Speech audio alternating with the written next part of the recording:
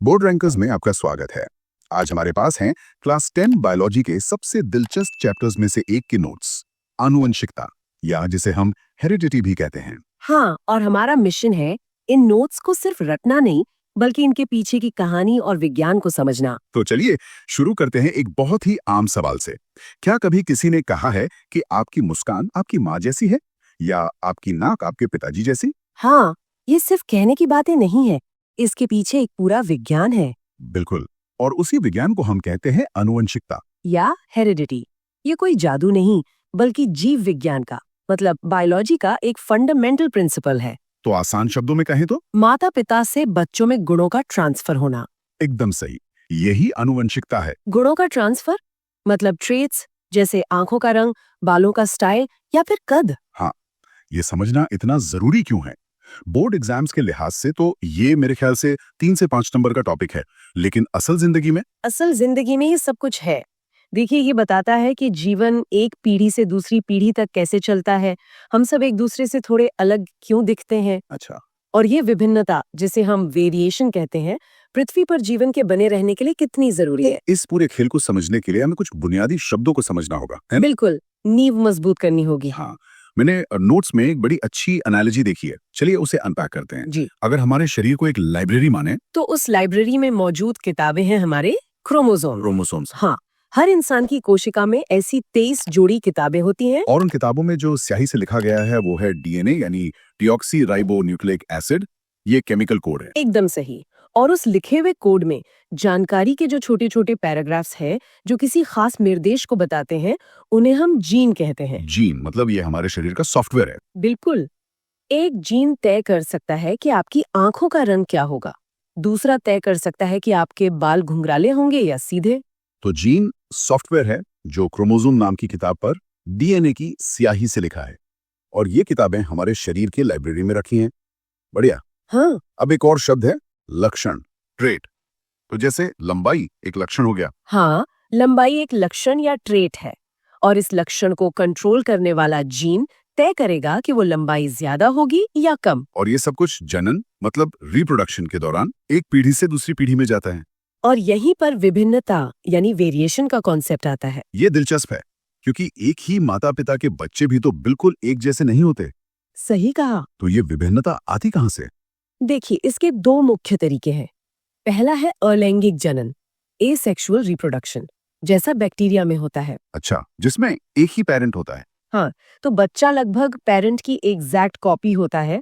विभिन्नता बहुत ही कम होती है, सिर्फ तब जब डीएनए कॉपी होने में कोई छोटी मोटी गलती हो जाए। और दूसरा तरीका जो इंसानों और ज्यादातर जानवरों में होता है, लैंगिक जनन। Sexual reproduction. सही। यहाँ दो माता पिता शामिल होते हैं और बच्चे को दोनों से डीएनए मिलता है, आधा माँ से आधा पिता से। तो दो अलग अलग डीएनए के मिलने से एक बिल्कुल नया कॉम्बिनेशन बनता है। और इसीलिए यहाँ विभिन्नता बहुत ज्यादा होती है। तो ये विभिन्नता सिर्फ हमें अलग दिखाने के लिए नहीं है, इसका कोई फायदा भी है। इसका सबसे बड़ा फायदा है सर्वाइवल, जीवित रहना। हाँ, चलिए बैक्टीरिया का उदाहरण लेते हैं। मान लीजिए सारे बैक्टीरिया एक जैसे हैं और तापमान अचानक बढ़ जाता है, तो हो सकता है कि सारे के सारे मर जाए। लेकिन अगर उनमें थोड़ी विभिन्नता हो, तो हो सकता है कि कुछ बैक्टीरिया में गर्मी सहने की क्षमता थोड़ी ज्यादा हो। जब तापमान बढ़ेगा तो बाकी सब मर जाएंगे, लेकिन ये गर्मी सहने वाले बैक्टीरिया बच जाएंगे और अपनी अगली पीढ़ी पैदा करेंगे। बिल्कुल, इस तरह विभिन्नता ने उस प्रजाति को खत्म होने से बचा लिया।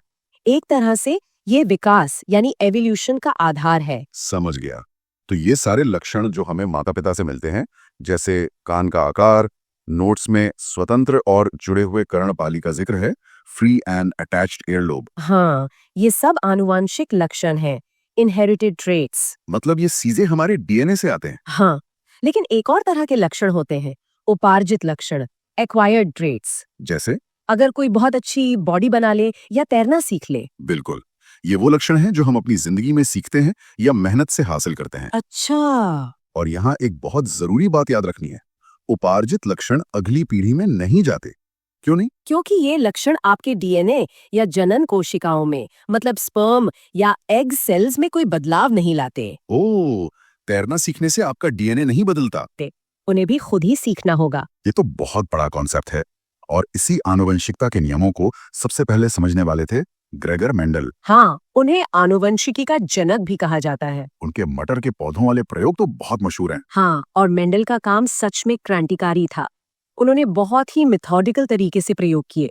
चलिए उनके पहले प्रयोग को समझते हैं, जिसे एकल संकरण कहते हैं। Monohybrid cross. हाँ, उन्होंने सिर्फ एक ही लक्षण पर ध्यान दिया, पौधे की लंबाई, उन्होंने एक शुद्ध लंबा पौधा लिया जिसे हम कैपिटल टी से दिखाते हैं। और एक शुद्ध बौना पौधा लिया, जिसे हम स्मॉल टी से दिखाते हैं, और उनका क्रॉस परागण करवाया। ठीक है। यहाँ कैपिटल टी लंबेपन के लिए प्रभावी जीन है और स्मॉल टी बौनेपन के लिए अप्रभावी जीन है। डोमिनेंट और रिसेसिव। हाँ, तो जब उन्होंने इन दोनों का क्रॉस करवाया तो जो पहली पीढ़ी F1 जनरेशन मिली, उसमें कुछ हैरान करने वाला दिखा। क्या? सारे के सारे पौधे लंबे थे। हाँ, एक भी बौना पौधा नहीं था। बौनापन जैसे गायब ही हो गया। बिल्कुल, और यहीं से मेंडल को अपना पहला नियम मिला। प्रभाविता का नियम, लॉ ऑफ डोमिनेंस। इसका मतलब है कि जब दो अलग अलग जीन, एक लंबेपन का और एक बौनेपन का, एक साथ आते हैं तो सिर्फ प्रभावी मतलब डोमिनेंट जीन ही अपना असर दिखाता है। यहाँ लंबेपन टी ने बौनेपन टी को छिपा दिया। तो F1 पीढ़ी के सभी पौधों का जीनोटाइप तो टी था, लेकिन वो दिखते सब लंबे थे। बिल्कुल, और यहाँ पर जीनोटाइप और फिनोटाइप का अंतर समझना जरूरी है। हाँ, जीनोटाइप मतलब जीन की अंदरूनी बनावट, जैसे टीटी या टीटी। और फिनोटाइप मतलब वो लक्षण जो हमें बाहर से दिखता है। जैसे लंबा पौधा। एकदम सही। F1 पीढ़ी में सभी पौधों का जीनोटाइप टीटी था, पर फिनोटाइप लंबा था। लेकिन कहानी यहाँ खत्म नहीं हुई। मेंडल ने सोचा, ये बौनेपन वाला गुण गया कहाँ? तो उन्होंने F1 पीढ़ी के टीटी पौधों का आपस में स्वपरागण करवाया, सेल्फ पॉलिनेशन। यानी स्मॉल टी का क्रॉस स्मॉल टी से। और अब जो दूसरी पीढ़ी F2 जनरेशन आई, उसमें नतीजे और भी दिलचस्प थे। हाँ, इस दर बौने पौधे वापस आ गए। F2 पीढ़ी में लगभग 3/4 मतलब 75% पौधे लंबे थे। और 1/4 25% पौधे बौने थे। यानी फिनोटाइप का अनुपात था 3 लंबे 1 बौना। हाँ, इसे समझने के लिए नोट्स में एक चार्ट है जिसे पनेट स्क्वायर कहते हैं। उसे ऑडियो में कैसे समझाएं? चलिए कोशिश करते हैं। कल्पना कीजिए कि आप एक टिक टैक टो जैसा 4 खानों वाला ग्रिड बना रहे हैं। ठीक है। एक पेरेंट टी के 2 जीन टी और टी को आप ऊपर के 2 कॉलम में लिख दीजिए। ठीक है। दूसरे पेरेंट टी के टी और टी को आप बाईं तरफ की 2 पंक्तियों में लिख दीजिए। ग्रिड तैयार है। अब इन्हें मिलाते हैं। पहला खाना, ऊपर से कैपिटल टी और साइड से कैपिटल टी मिलकर बना टी। ये एक शुद्ध लंबा पौधा होगा। ऊपर से स्मॉल टी और साइड से कैपिटल टी मिलकर बना टी, ये भी लंबा होगा। सही। तीसरा खाना, ऊपर से कैपिटल टी और साइड से स्मॉल टी, ये भी बना टी, ये भी लंबा होगा। और चौथा और आखिरी खाना, ऊपर से स्मॉल टी और साइड से स्मॉल टी, ये मिलकर बना टी। और ये होगा बौना पौधा। बहुत बढ़िया। तो अब देखिए, हमें 4 में से 3 पौधे लंबे दिख रहे हैं, टी और एक बौना टी। यही है 3.1 का फिनोटाइप अनुपात। लेकिन अगर हम जीनोटाइप यानी जीन की बनावट को देखें तो हमें एक शुद्ध लंबा टी, 2 हाइब्रिड लंबे टी और एक शुद्ध बौना टी मिला। तो जीनोटाइप का अनुपात हुआ 1:1। ये कमाल है। मतलब जो बौनेपन का गुण F1 पीढ़ी में छिप गया था, वो खत्म नहीं हुआ था, बस अप्रभावी मतलब रिसेसिव था। और सही मौका मिलते ही F2 पीढ़ी में वापस आ गया। बिल्कुल। यहीं से मेंडल का दूसरा नियम आता है, पृथक्करण का नियम। Law of segregation. हाँ, इसका मतलब है कि जब युग्मक यानी गैमीट्स बनते हैं तो जीन के जोड़े जैसे टी अलग अलग हो जाते हैं, ताकि हर युग्मक को जोड़े का सिर्फ एक ही जीन मिले। मेंडल यही नहीं रुके। उन्होंने सोचा, क्या एक लक्षण का वंशानुक्रम दूसरे को प्रभावित करता है? और इसके लिए उन्होंने किया अपना दूसरा बड़ा प्रयोग, द्विसंकरण। Dihybrid cross. सही कहा। इस बार उन्होंने 2 लक्षण एक साथ लिए, बीज का आकार गोल या झुर्रीदार और बीज का रंग पीला या हरा। हाँ, उन्होंने एक ऐसा पौधा लिया जिसकी बीज शुद्ध गोल और पीले थे, RYY। हाँ। और उसका क्रॉस एक ऐसे पौधे से करवाया जिसके बीज शुद्ध झुर्रीदार और हरे थे, RYY। और F1 पीढ़ी में प्रभाविता के नियम के अनुसार सारे बीज गोल और पीले निकले। हाँ, RYY। क्योंकि गोल और पीला रंग प्रभावी लक्षण थे। असली मजा तो तब आया जब उन्होंने F1 पीढ़ी RYY का स्वपरागण करवाया। बिल्कुल। F2 पीढ़ी में उन्हें 4 तरह के कॉम्बिनेशन मिले। नोट्स के मुताबिक उन्हें 315 गोल पीले बीज, 108 गोल हरे बीज, 101 झुर्रीदार पीले बीज और 32 झुर्रीदार हरे बीज मिले। और जब उन्होंने इसका अनुपात निकाला तो वो लगभग 9-3-3-1 आया। 9-3-3-1। ये अनुपात कोई तुक्का नहीं था। नहीं, इसने एक बहुत बड़ी बात साबित की। क्या? इसने साबित किया कि बीज के आकार का वंशानुक्रम उसके रंग के वंशानुक्रम पर निर्भर नहीं करता। अच्छा, दोनों लक्षण स्वतंत्र रूप से अगली पीढ़ी में जाते हैं। इसी को मेंडल का तीसरा नियम कहते हैं, स्वतंत्र अपव्यूहन का नियम। Law of independent assortment. हम्म। ये एक बहुत बड़ी खोज थी। हाँ, तो अब हमें ये तो पता चल गया कि जीन कैसे ट्रांसफर होते हैं, लेकिन एक सवाल अभी भी है। एक जीन असल में कोई लक्षण जैसे लंबाई कैसे बनाता है? ये काम कैसे करता है? ये एक बेहतरीन सवाल है। देखिए, जीन का मुख्य काम होता है प्रोटीन बनाना। प्रोटीन? हाँ, ये प्रोटीन अक्सर एंजाइम के रूप में काम करते हैं जो शरीर में केमिकल रिएक्शंस को कंट्रोल करते हैं। और उन रिएक्शन से हार्मोन्स बनते हैं? बिल्कुल, और हार्मोन शरीर की वृद्धि और दूसरे कामों को कंट्रोल करते हैं। इसे लंबाई वाले उदाहरण से समझते हैं। ठीक है, मान लीजिए पौधे में लंबाई के लिए एक सही जीन है। वो जीन एक खास एंजाइम बनाने का आदेश देगा। ठीक है। वो एंजाइम ठीक से काम करेगा और पौधे की वृद्धि के लिए जरूरी हार्मोन ज्यादा मात्रा में बनाएगा। नतीजा, पौधा लंबा होगा। और अगर जीन में कोई बदलाव आ जाए, जैसे बौनेपन वाले पौधे में, तो वो जीन शायद उस एंजाइम को कम बनाएगा या ऐसा एंजाइम बनाएगा जो ठीक से काम ना करे, जिससे हार्मोन कम बनेगा और पौधे की वृद्धि रुक जाएगी, जिससे पौधा बौना रह जाएगा। तो पूरी चेन है, डीएनए, जीन से प्रोटीन एंजाइम, फिर हार्मोन और फिर लक्षण। एकदम सही। ये तो बिल्कुल साफ हो गया। अब एक और बहुत ही महत्वपूर्ण टॉपिक पर आते हैं जो इसी चैप्टर का हिस्सा है, लिंग निर्धारण, सेक्स डिटर्मिनेशन। हाँ, यानी ये कैसे तय होता है कि बच्चा लड़का होगा या लड़की। ये भी क्रोमोसोम का ही खेल है।